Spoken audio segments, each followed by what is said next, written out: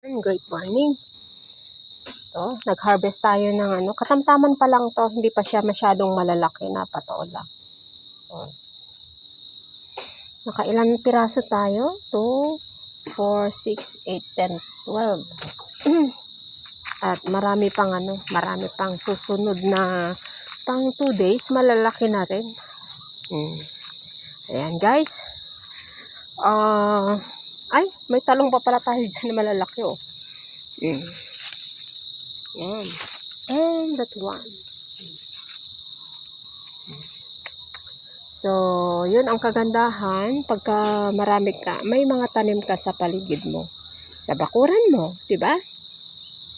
Kasi nga anytime na gusto mong magpitas, kung may pipitasin ka na, pwede ka nang mayroon ka ng gulay. And as of now, may okra na rin tayo, may ladyfinger na tayo. We have ladyfinger already. And then, kung gusto ko ng sitaw, pwede rin. Kasi yan hinog na yung dry na siya. Kasi talagang hindi ko siya kinuha. Kasi kung gusto ko guys, yung buto, binhi. Yan. And guys na, yung patola natin, ay meron pa dun pwede na, ayan pa pala malaki na pala to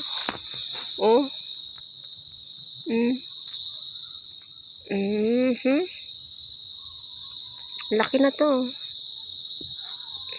ayan kunin ko na nga lang din, bali dalawa yung pwede kong kunin dun kasi pagka lumampas naman siya sa due date pwede nang hindi na tawag nun, matigas na, hindi mo na mapakinabangan. So masasayang lang pagka over na yung size, tapos pitasin mo, hindi na maulam. So sayang na lang yung kalalabasan dito pa pala, may ladyfinger pa pala ako dito sa gilid guys.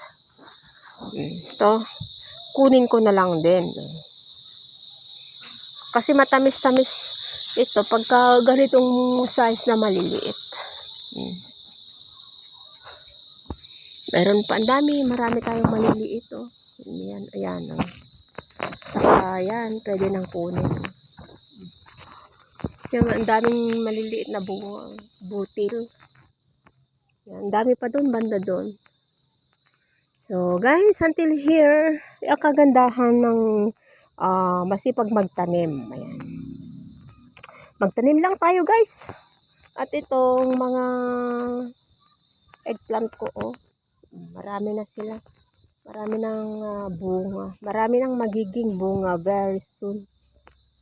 Guys, so ugaliin nating magtanim. Kung wala naman tayong bakuran na maluwang-luwang, pwede rin sa pat sa mga paso. Okay guys, welcome to Digna Agari Vlog and YouTube channel. Okay guys, Digna Agari YouTube vlog. Alright, thank you so much and have a blessed day. At evening na pala sa atin. Okay, thank you so much for supporting my channel guys. See you soon.